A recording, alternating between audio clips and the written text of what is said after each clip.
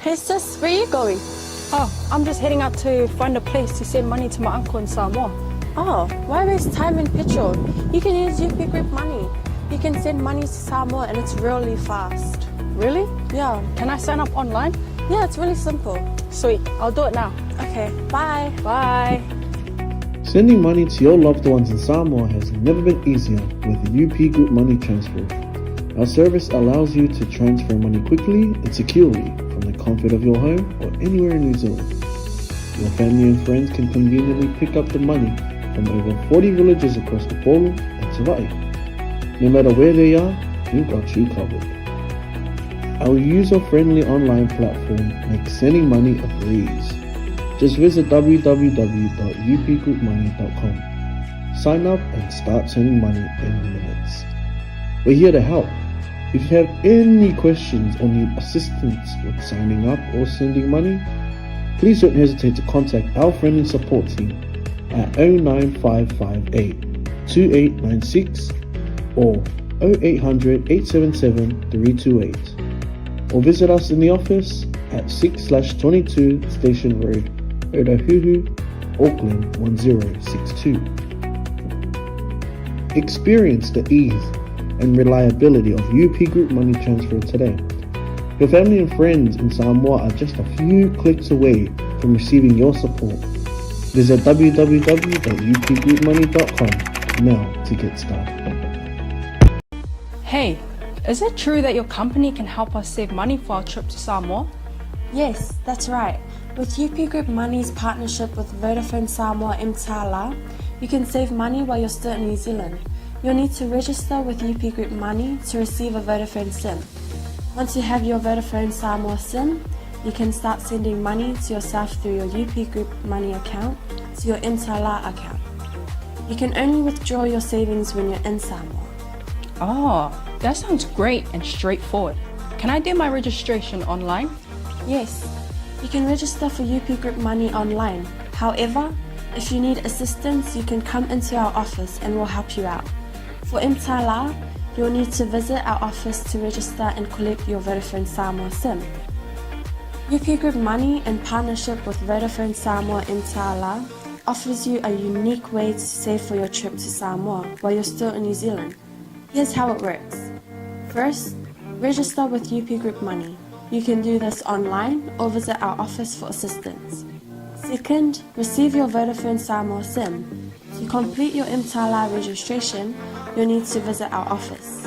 And lastly, start saving. Use your UP Group Money account to send money to your 𝚘𝚘𝚅 account.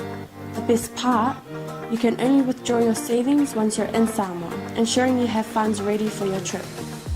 Wow, that sounds really convenient. I can't wait to start saving. Exactly. So why wait? Visit our website to register with UP Group Money today, or stop by our office for any assistance. Make your trip to Samoa even more enjoyable with our hassle-free savings plan.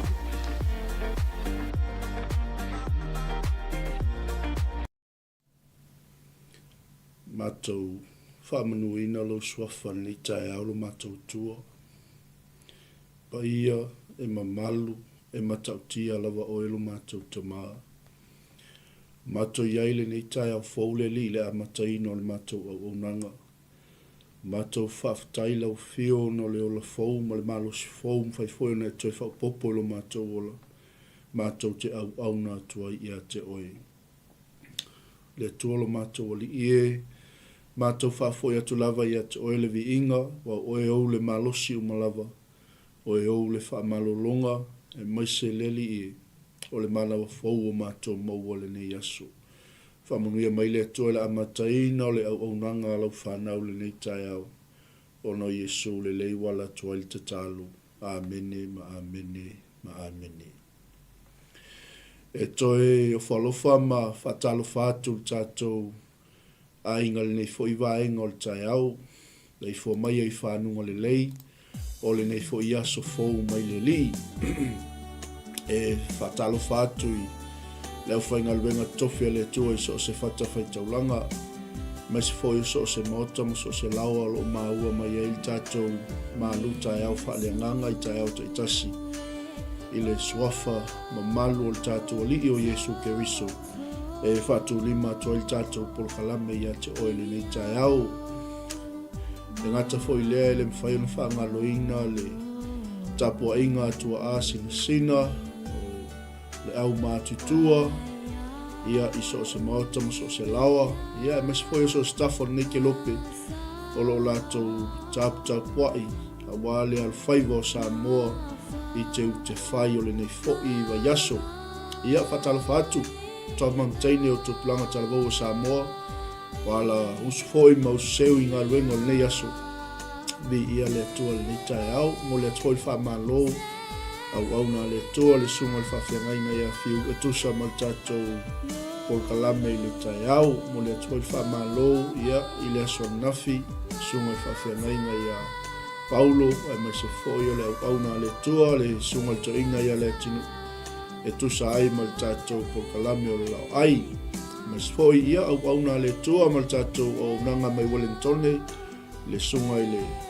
o ia ulale marfatua ia sunema whapele uso so a tau mo ke viso o lo o whapenao na ngā lulu e mai Wellington ia songfua i le tātou Malū taeao faaleagaga e mai se fo i o le manai o le manava o ngā ruenga i le afiafi mo le atu whaamalo ia tautou le sa ili e mai se fo i o le tapenaina o le tātou o unanga e vi ia i le tua o le nei aso ia o le tātou anga i lo i le upo le tua ia wa fo i le tātou polokalame pe ona masani ai i taeao te tasi ai tātou tele i anga i le upo le tua le nei taeao e mo le atu i whaamalo ma le nganga o le whaftai tele ia i tātou paanga ia inisio tātou sponsors o tātou whai paanga ia matuina mai pea le soasoani ia awale mo molina o le finangalo le tua mo se tātou atu no pele o Samoa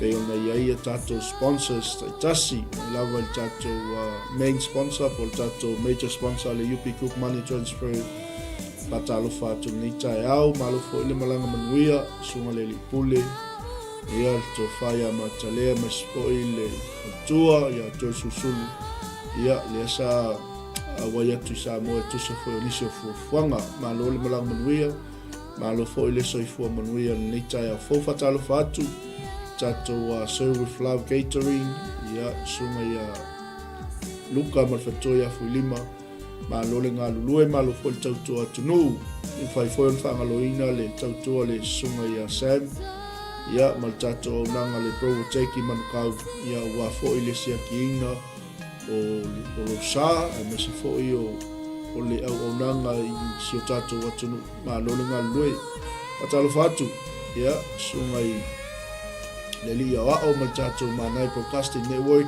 mas fo i o tātou sunga i le tamaitai o mal tātou nanga le suburb kitchens malo ngā lulue malo le tauatai mas fo i o le tātou o nanga le alia tours ia mo le aveino tātou malanga mo le nupa i o le tua malo ngā lulue mas fo i le kalisia le loftunoa Pentekosto i manureua tu se fo i malao tou fesoasoani ia le tua nei taeao whamalo whapto atu ia i tātou ai ngai lungo penga te whailangi whai fo i ona maua mai tātou polokalame nei taeao vi ia le tua.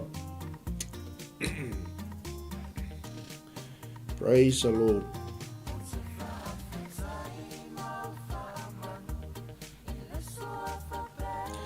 O le taeao nei o le a tātou a ngā i le upo le tua le nei taeao ia e pei ona e sila mai e le nei taeao i lungo le tātou live ia o lo ia i tātou tusi o le Iakopo lo mtau mua o inao le a ngā i atua ise Malū taeao faaleagaga mo i tātou ia i le nei taeao fatalo fatu le uso ia Filemoni tautua ofisa Jolie Liendo Malae Patea Rosa Rowena Moana Apoe Isaac Tu Faftai Raupena Ngafa Lafaitele Tala Lea Alfaio Vau Mu Yoni ia whapefoi Penyamina Malū New Faraimo Fatu Tala Lei Sio Silau e mai se foi pe sio a tinga whaftai. O le tātou whaasoa le nei aso ia tātou ana i le upua le tua. Ia tātou ana i le upua le tua. O le Malū taeao faaleagaga lana mo i tātou. Se o tātou whaasoa mo tātou tufa i le awhionga pa ia le tua. E tusa o le 𝚜𝚑𝚙𝚢𝚑𝚝 o le apostolo Iakopo mo i tātou nei taeao. Ia tātou ana i le upua le tua o a mai o le nei taeao. Whau le ua ea lausu i 𝚘𝚘𝚙𝚢𝚘 o le nei aso. Iai se vaenga o le awhionga le tua ua a matalia ilo waso ia pesa e usu fo i mai whaanatinati nei taeao. Ai ua ngalo ia te oe ona e whaaftai atu ilo tua, ua ngalo ia te oe ona e a mata i le tua, ua ngalo ia te oe ona e tō manatu i le anga le lei o le tua. Ia, ia le tua nei taeao, le ua maua le avnoa, tātou te whaasoa ai, ma tātou tufai. Le anga whai mai le Malū taeao faaleagaga mo i tātou nei aso. Ia tātou ana i le upua le tua. Lea le winga o lea whamalosi lausunga le li whaiwhiau. O le winga o le whamalosi ma le whaasoa mo i tātou nei taeao. Ina ia tātou usitai. Ia iai le matau ia te i tātou. Iai le ava ia te i tātou. Iai le whaaloalo ia te i tātou. Tātou te alo lofa i le tua, ono o tātou malamalama i le upua le tua. Lea lea ungani mai ele apostolo Iakopo ma whapea mai, o usoi, ia o tau manatu, o le mea e fia tele ai, pe a maua o tau i tofotofonga ese. O le ungani mai leo le apostolo i le auso i le tala le lei, i le au kewisiano, le au pa ia ma leo whaatotoa uma o ia ke riso Iesu. Ina ia awane i ese lo lato manatu. Wai whai mai le apostolo o le mea lea e fia tele ai. Pe a maua o tau i tofotofonga ese. O lono winga a whai o lo e fia ngai nei taeao mani lo i tau. Mai so ni tofotofonga e le i o mua iai lau savalinga ma lau au nanga i le lii. Mai se fo'i o lo ngalue ai totonu o lo kampani, o lo ngalue ai totonu o lo ainga, o lo fea ngai mani tofotofonga ese. Whai mai le apostolo Iakopo, o le mea lea o usoi, o le mea lea e fia tele ai, pe a maua o tau i tofotofonga ese. Ai sea, ina ia o tau manatu, ina ia o tau uloa o le tofotofoina o lo tau whatuatua. E tupu ai le ono sai. O me le sa mole atu pele a le aise tofotofoina, e le aise tofotofoina o lo tātou whatuatua. Le ana ungani me le apostolo Iakopo, o uso i le tala le lei, sa mole atu pele, ke risiano i tawhai fio le nei ke lope, ia o tau manatu, o le mea e fia tele ai, pe a maua o tau i tofotofonga ese. Aisea, ina ua o tau i loa, o le tofotofoina o lo tau whatuatua, e tupu ai le ono sai. Ha me te le whaftai ai lo watua le nei taeao, pe a tō manatu le amtanga mai fu neva yaso ai maise o le nei masina, o le nei fo i tausanga ua pasi atu leisi mai le fi o tātou savalinga. Ai o lo o maua pea i tātou i tofotofonga ese.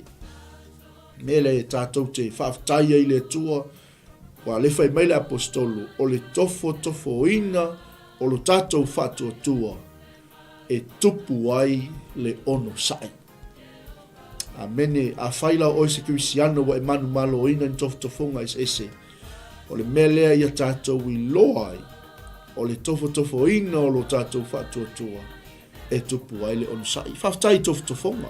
Aisea, le anga o lo tofotofoina ai, lo tātou whatuatua. Vi ia le li, ina ia tupu ai lo tātou ono sai. Whai mei leo o le apostolo. Ia a to atoa le ngaluenga le ono sai. Usoe, e le ngata e tupu ai le ono sai. Ia a to atoa le ngaluenga le ono sai. Ina ia ato atoa ai, ma ia sao ona le lei ai o tau. Ia le aise mea tasi e mativa ai. E se wha maoni o le fionga le atua mo i tātou nei taeao.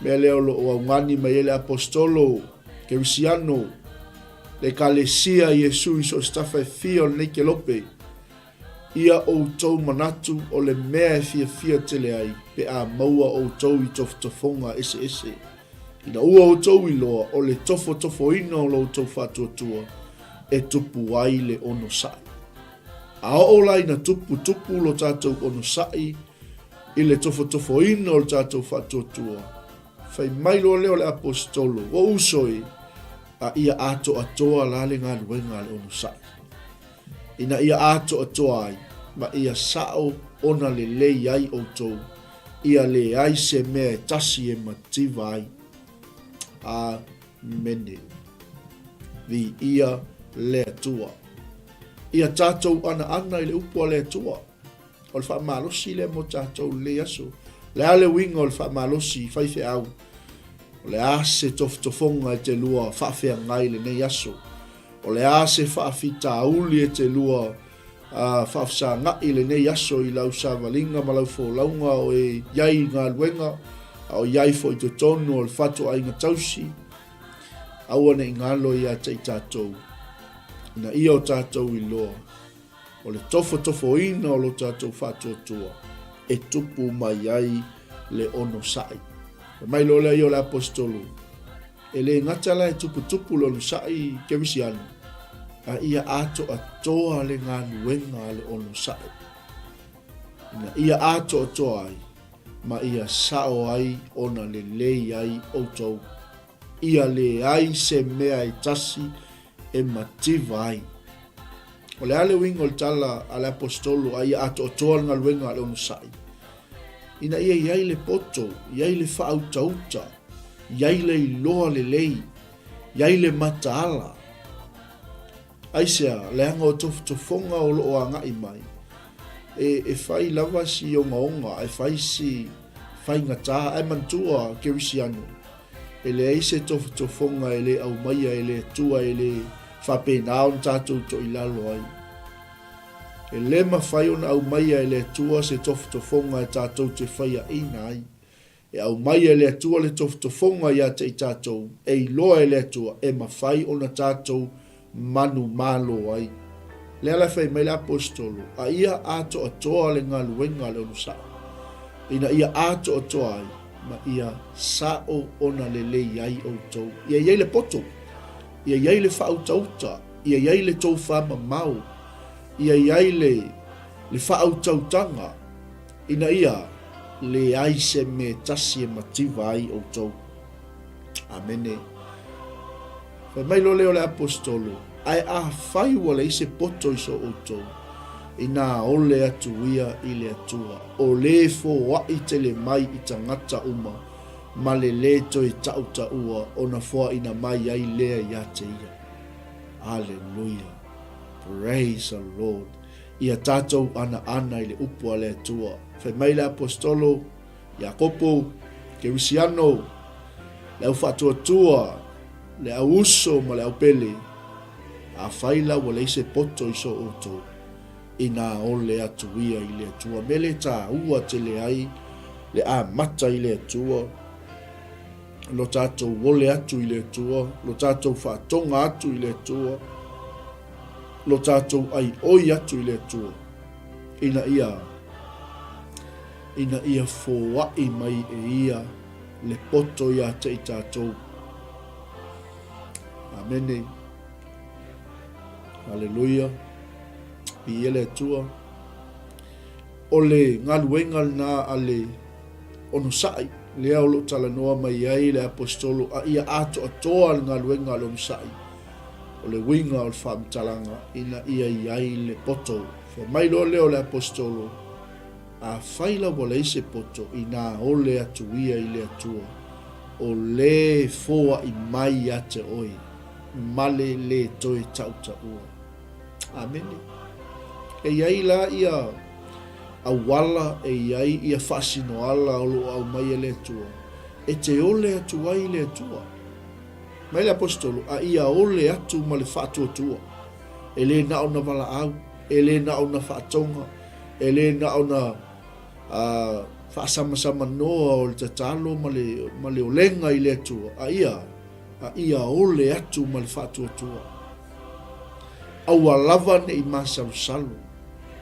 Awa le masalu-salu o whai mai awa o le masalu-salu e tusa ia ma le peau o le sami o sou le matangi ma fe lafo a inga.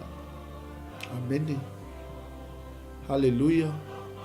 Ia ole atu ma le whaatuatua. Awa lava ne i masalu-salu. Aisea. Wailai le mea leo whaatusa i le apostolo tangata e masalu-salu. Tangata e ole atu e au noa ma le whaatuatua.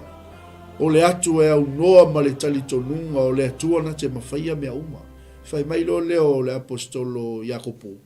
Awa o le masalu-salu. E tusa ia ma le peau o le sami o sou le matangi. Ma fe lafo a ina. Amene. Mai le apostolo awa lava ne i manatu le tangata na te maua se me tasi mai le li. Le tangata masalu-salu. Le tangata loto lua. Le tangata e letu mau i ona ala. Amene. E au ngā tele la le tofotofonga. Awa o le tofo ino i tātou. E tupu ai le onusa. E tupu ai le whaatotua. Le ala e au ngani mai lola i o le apostolo. I le auso. Ai ato atoa ngā luenga le onusa. Ia iai le poto. Ia iai le whautauta. Ia le le tofa mamau ma le whautautanga. Ia ole atu ma le whaatotua. Awa lava ne i masalu-salu. Awa lava ne ia loto lua. Langa whai mai le fionga le atua mo i tātou. O le masalu-salu. E tusa ia ma le peau o le sami o sou le matangi. Ma fe lafo a ina. Amene. Awa lava ne i manatu lea tangata na te maua se me tasi mai le li. O le tangata loto lua. E letu mauia i ona ala uma lava. Amene. Le tangata loto lua. Talitonu nei le talitonu taeao. Talitonu nei le talitonu nā nei. Amen. Ia le li. Aia ole atu ma le whaatotua. Aua le masalu-salu. Aua le talitonu. Ia le li.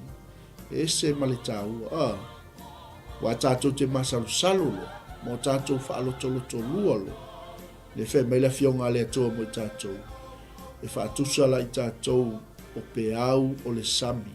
Ua sou le matangi ma whi lafo a ina. Mai ala fionga le atua. Aua lava ni manatu le tangata. Na te maua se me tasi mai le li. O le tangata loto lua. E letu mauia i ona ala uma. Amene. Mai leo le fionga le tua a ia oli le uso mativa ina ua maua lunga ina o ia. Praise the Lord. E leo fai mai tuspa ia a ia maua lunga le tangata mativa ina ua whaaya ina pa ua maua le tamau a ina. Fai mai le fionga le tua a ia oli le uso mativa ina ua maua lunga ina o ia. A ole mau oa. Ia oli o ia ina ua mau lalo ina. Amene. Ia le tua. Aisea. Awai ma vai atu ia e pei o funga o la au. Awa pe alua ele la malevevela. Ona mamae ai leo le vau. Ua maalili fo ilo na funga. Ma ua umatia lo na mata ngofie. E pea fo i ona mawai atu o tangata mau oa i ona ala. Praise the Lord. Amene. Ia oli leo so motiva. Praise the Lord. Al tangata mau oa. Fe meltala tuspa ia. Oli o ia. ina ua whaamaulaloina. Awai mawai atu ia e pei o le funga o la au. Awa pe alua e le la ma le vevela. Ona mamai ai leo le vao. Ua maalili fo ilo na funga. Ma ua faa umatia lo na mata ngofie. E faa pia fo i ona mawai atu o le tangata mau oa i ona ala. Mai el mata utia o le atua. Le sili ese o le atua. Amene mele a tātou mita lefe mai l'apostolo Paulo. Tau lava o le sa tauro ke riso te mita ia. Awani avea le oa ma le tamau ainga ma mea tātou te wha maualunga ai. Ma mea tātou te oli ai. Amene nā ngai whaisi o ngaonga me le whatusa ai le tua le tangata. Le tangata mau oa. Ua le iloa lo nā tua. Ua le aise alofa. Ua le aise se tufa atu. Ua le aise whaasoa atu. Te mea e mawai atu le la ma le vevela. Ona mamae ai leo le vau. E whatusa le vau. O maalili fo ilo na funga. Nonga winga ele toi fua mai. Maua faa umatia lo na mata ngofie. Wa le aise mata ngofie. E faa pea o na mawai ato le tangata mau oa. I ona ala. Ale mea mana ia la na ia ina Samoa. Le ai fai mai ai ia le apostolo Paulo. O le mea fia te le ai. E a maua o tau i toftofonga ese. Fai mai leo le fionga le tua. O le au ngani me le apostolo. Amu ia le tangata o le ono sai le fao sosonga. Aise, al me fa amu ia me le apostolo le tangata e ono sai fao sosonga. Awa a umba ona tofo ina.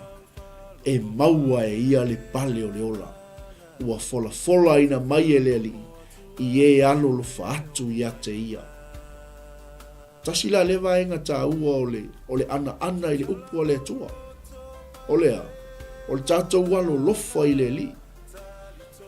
A whai tātou te le ana i le upu o le atua lono winga. O i tātou o tangata pepelo, tātou te le alo lofa i le atua.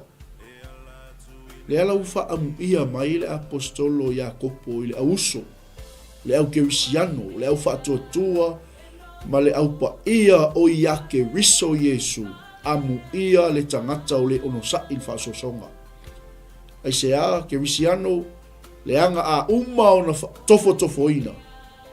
E maua la e tātou, e maua e tā ua lea, le pale o le ola le whaatali mai le langi mo tātou.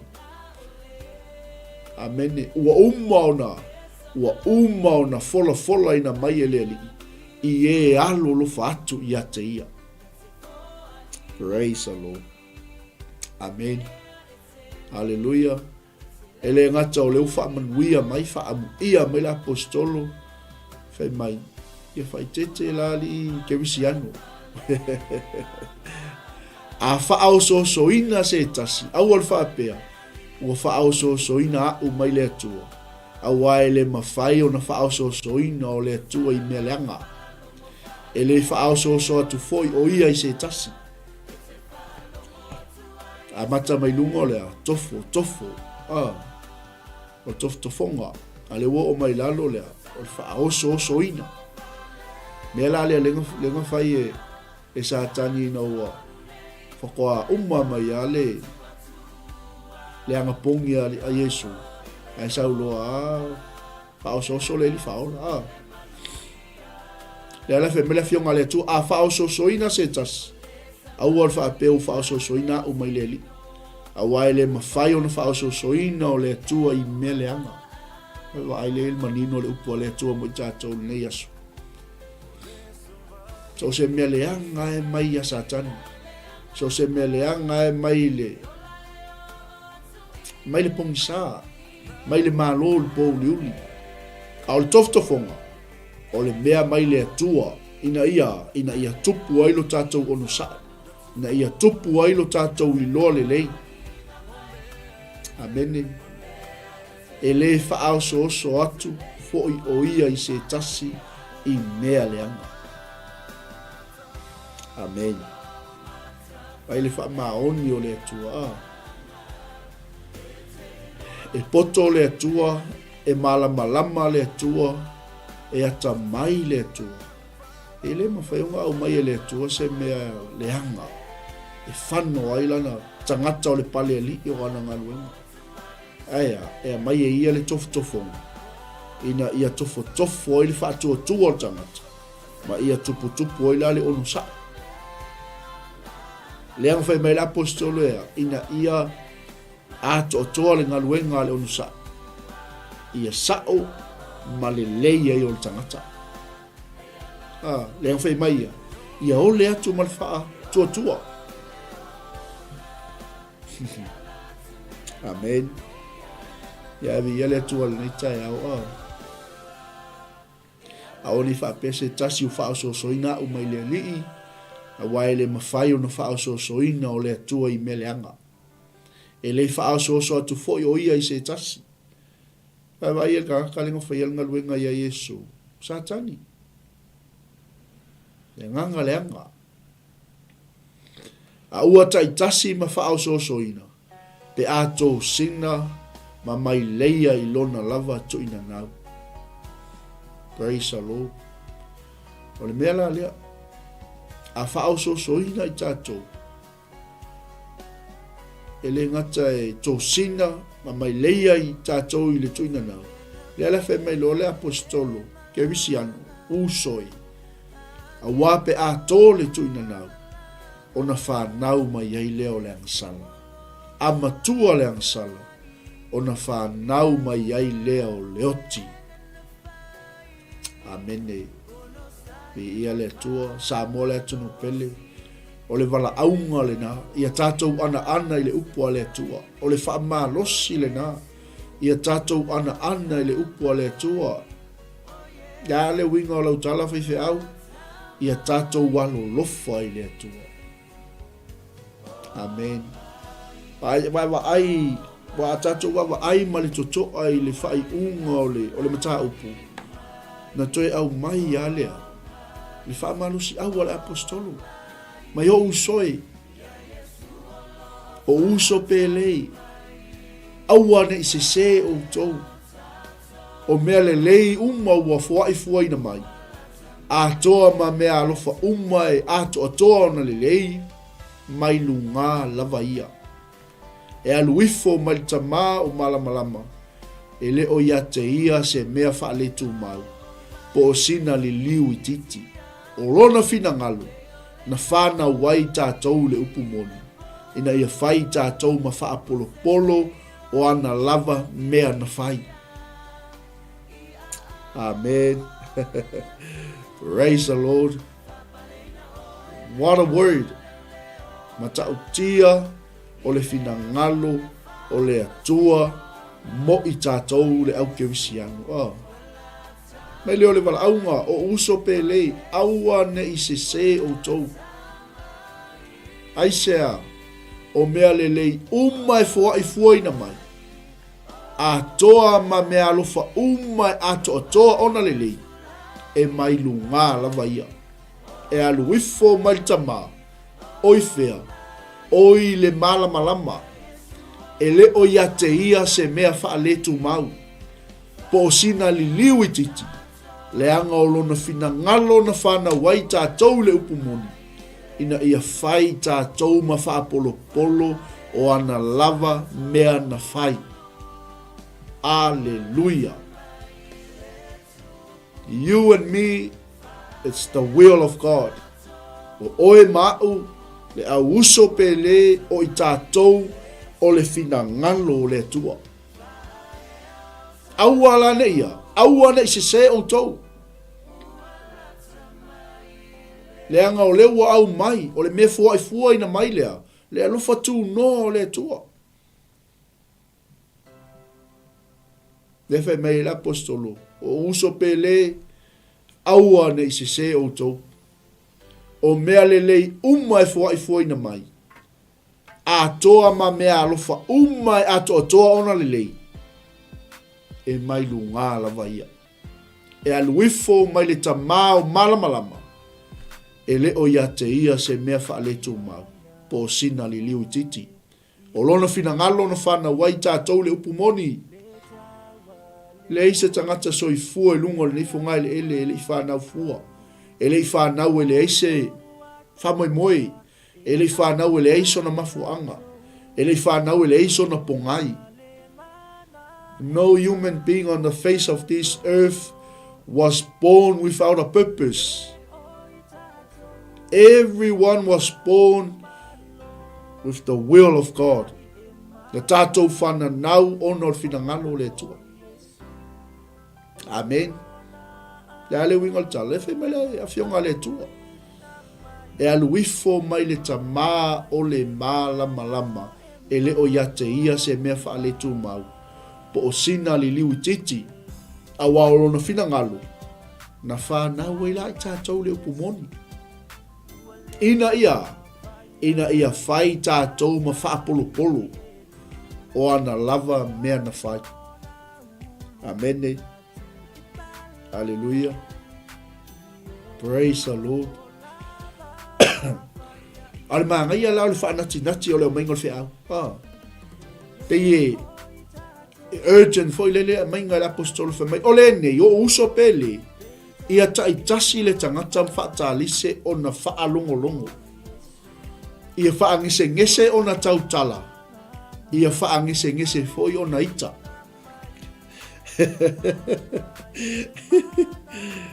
O a mai lau whaalongo, o a mai lau tautala, o a mai leita ia te oe leita ea. Aftai le tua. Ave sau pōpō mo le tua leita ea au. E whaamanatu mai ia te oe, o a mai, o whaatalise lau whaalongo, o whaangise ngese lau tautala. Amene. O whaangise ngese lau wita, ni e ang sala. Hallelujah. Praise the Lord. Hallelujah. Ia taitasi le tangata ma whaataalise o na whaalongolongo. Le ale wingo le whaamalosi mo tātou le taeao. Angai lunga.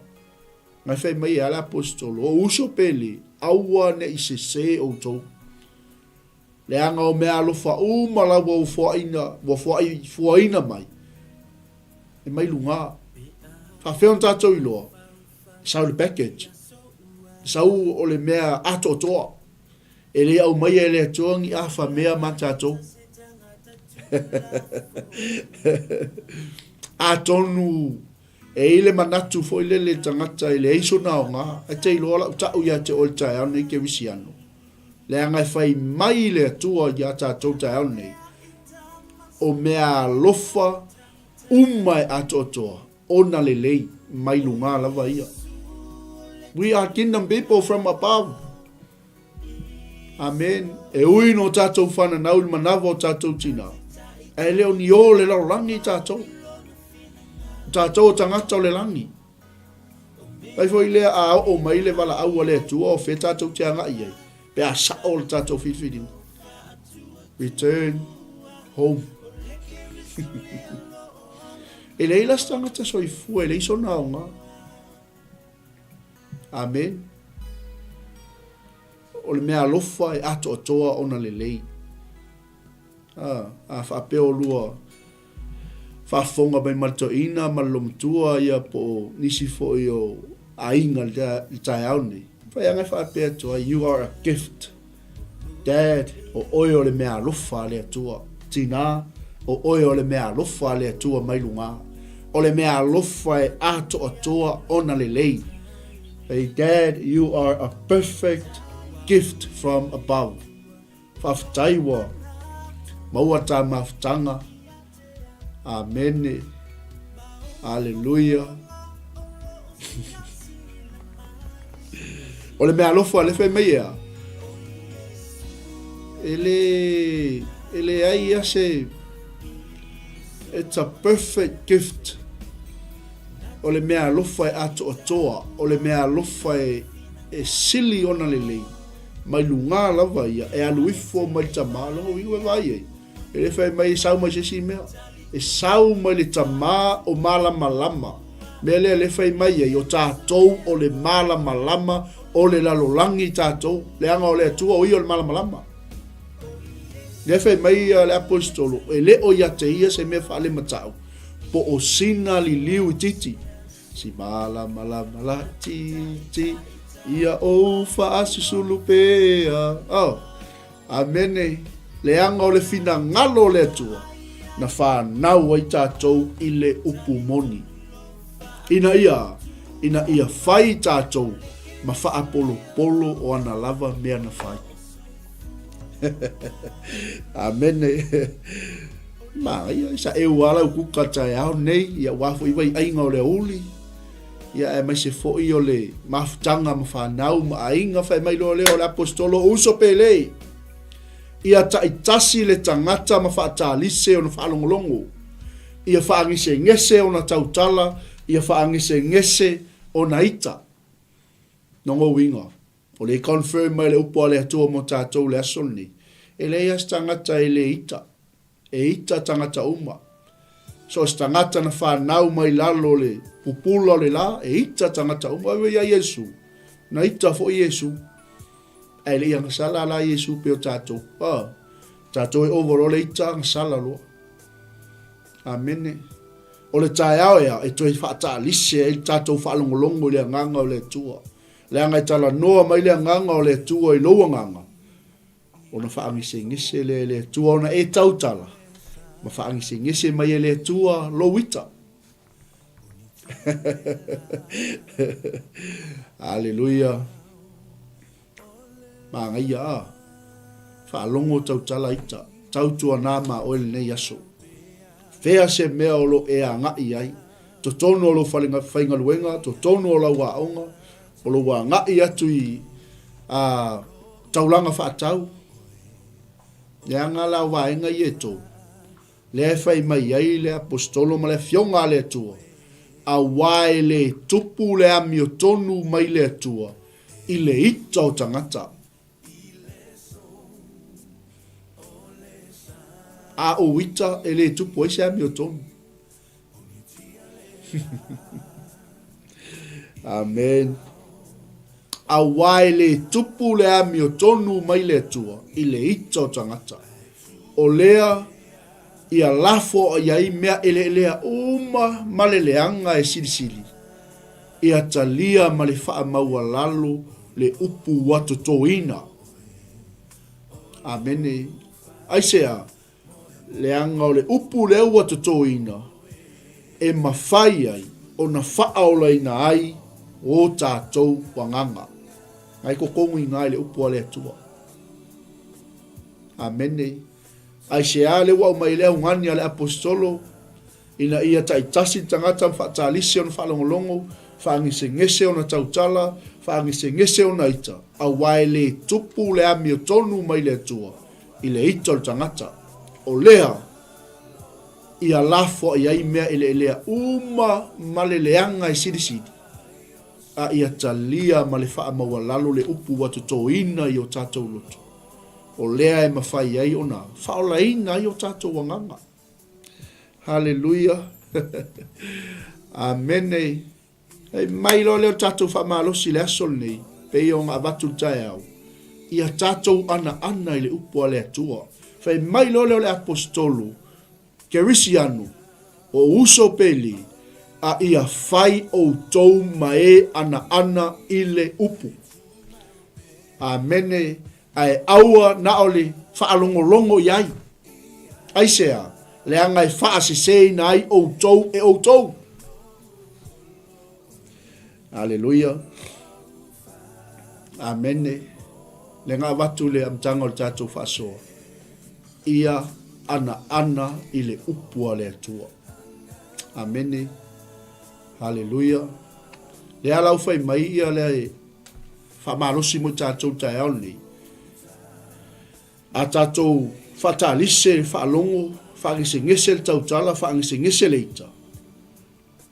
Le anga o le ita, e le tupu e le ami o tonu o le atua ia te i tātou. Whai mai lo leo le upua le atua. Ia tātou wa, ia tātou lafua i mea ele lea uma, ma mea leanga uma, a ia talia ma le wha maua lalu. Le upu wa uma na tutoina. I whea, i lo loto ma lo fina ngalo.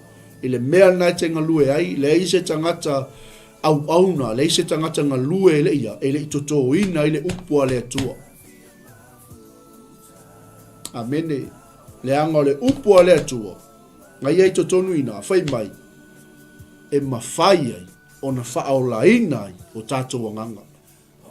Amene, mai lola ia, a ia whai o tau mai ana ana i upu, ai aua le na o na whaalongo longo i ai, o whaasese ina ai o tau e o tau. Sipopo mo le upua le atua le aso. Amen. A ia whai o tau mai ana ana. A ia tātou walo lofa i le li.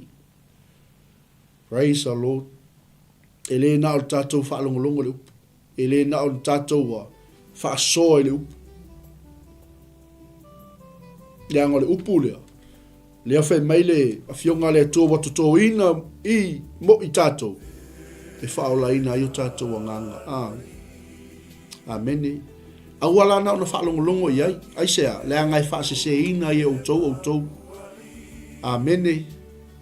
Ai tātou wawa ai le lei i le afionga le atua o loo awa o mai mo tātou taeao ni. Whai mai, awa ai se tase whaalongolongo le upu, ai le ana i ai. E tusala ia maltangata o wawa ai le whaata i ona lava mata, na whanau ma ia. Awau wawa ai o ia i ate ia, o nā lu ese lea, ua ngalo loa le winga, mai ua ngalo loa leo le winga o ona mata. Ngai eko konginga.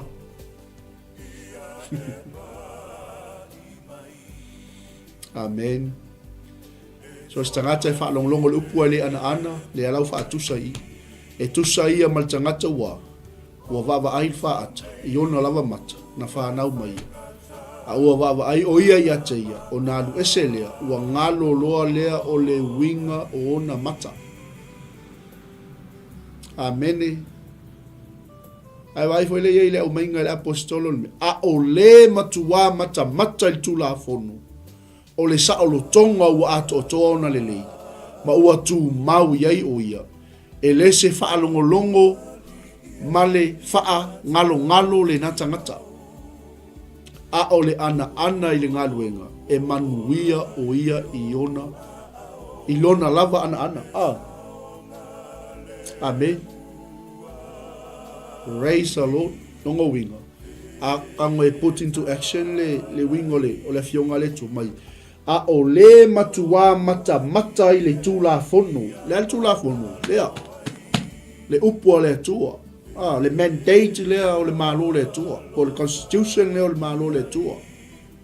Le ei umai to tonu ta iala. Principle o le Malū. Le ala fe mai le apostolo i. A o le matua mata i le tula fono. O le saalo tonga ua ato atoa ona lelei.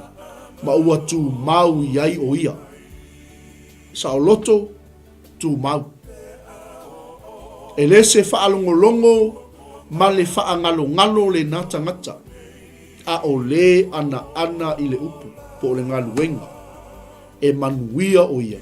I lona lava ana. Wow. E se le whaamaoni o le atua le taeao. Amen. Ia tātou ana le upu. O le whamalosi nā mo e taeao nei sa mo le tunu pele. Le ua 5 sumal 5 minute te ele tula sfulu tale tula sumal tasi. Anga ia tule au na le tua sumal whengainga ia fiu mo tātou ai mainu. A le la whauma. Tātou whamalosi taeao nei. Ia tātou ana le upu. Whai mai leo le whaumanga le tātou whamalosi. Ai se tasi o ia te o tou e manatu ifo o ia o le tangata mi o tua. Ai le tā ofi lana upu. Ai wai e matau tia le upu. Ai se tasi o ia.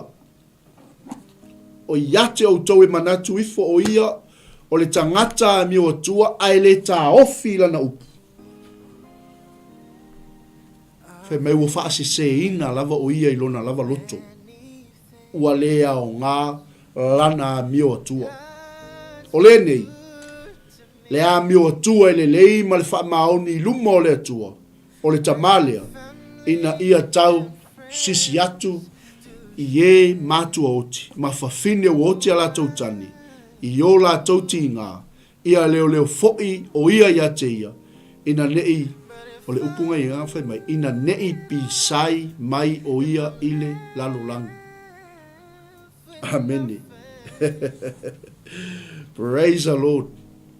Amen. Hallelujah. Matango fele upo le tomo i tātou. Mai o tangata ea, o manatu ifo o le tangata mi o tua, ai le tā ofi le upo. E whaase se ina o ia ilona lava loto, ua le a o ngāla na amio. A whai mai o le nei lava le amio tua i le lei, ma le wha maoni luma o le atua. O le tamalea, ina ia tau sisi atu i le matua, i e matua oti, pe tausi tausi, alofa, i e matua oti ma whawhine woti a lātou tani, i o lātou ti ngā ia leo leo foi o ia te ia, ina nei pi sai mai o ia i le lalolangi. Tama le taeao whamanuia i lo watu no pele.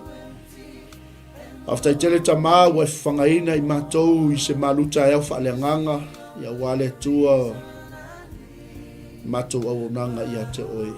Tō mawatu i te oe le viinga o le whamanū ma le whaafatai, ma le whanetanga, ono Yesu le lei wala toa le mātou te talo. Amene, ma amene. Whamanuia le toa i te oe le taeao, ia tātou ana i le upu. Tau le tula suma tasi anga i atu tātou ai mainu e mamao le ala tāpina ina sunga whawhenga inga ia whiu. Ia malitaimi nei soifua mai ia manuia.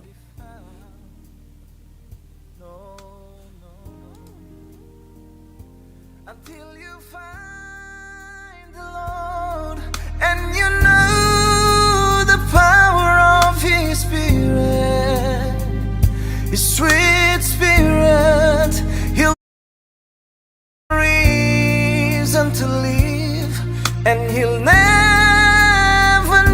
let you down. Oh, He's the only reason I live, but oh, what a reason. Oh, He's the only reason I live, but oh, what a reason.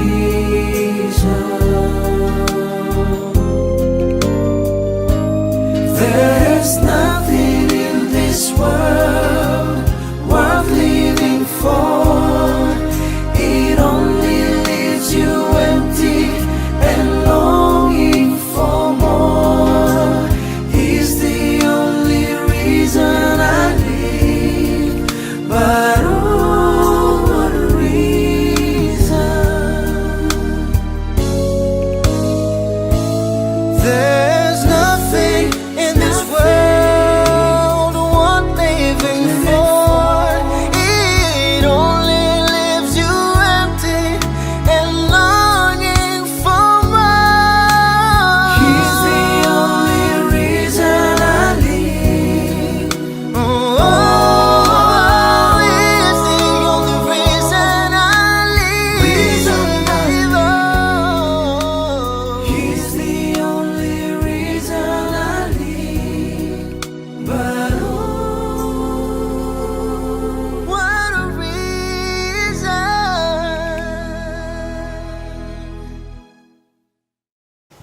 Hey sis, where are you going?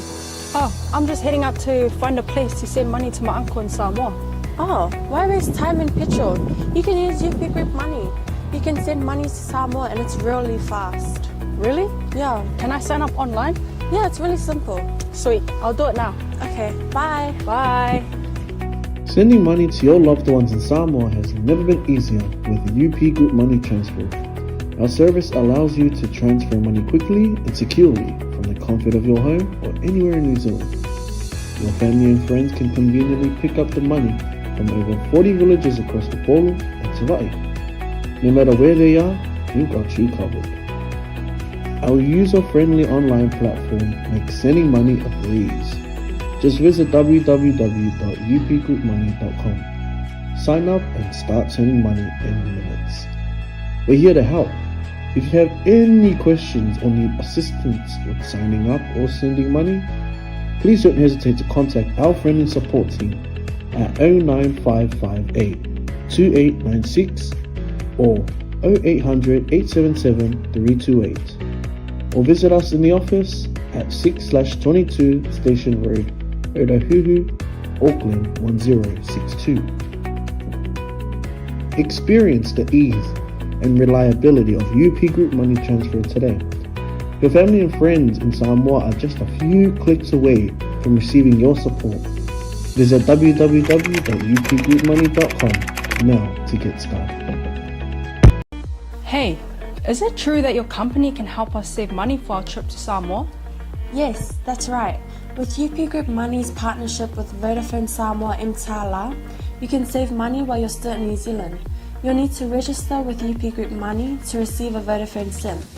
Once you have your Vodafone Samoa SIM, you can start sending money to yourself through your UP Group Money account to your 𝚘𝚘𝚢 account. You can only withdraw your savings when you're in Samoa. Oh, that sounds great and straightforward. Can I do my registration online? Yes, you can register for UP Group Money online. However, if you need assistance, you can come into our office and we'll help you out. For 𝚘𝚘𝚢𝚘, you'll need to visit our office to register and collect your Vodafone Samoa SIM. UP Group Money, in partnership with Vodafone Samoa 𝚘𝚘𝚢𝚘, offers you a unique way to save for your trip to Samoa while you're still in New Zealand. Here's how it works. First, register with UP Group Money. You can do this online or visit our office for assistance. Second, receive your Vodafone Samoa SIM. To complete your 𝚘𝚘𝚢𝚘 registration, you'll need to visit our office. And lastly, start saving. Use your UP Group Money account to send money to your 𝚘𝚘𝚢𝚘 account. The best part, you can only withdraw your savings once you're in Samoa, ensuring you have funds ready for your trip. Wow, that sounds really convenient. I can't wait to start saving. Exactly. So why wait? Visit our website to register with UP Group Money today, or stop by our office for any assistance.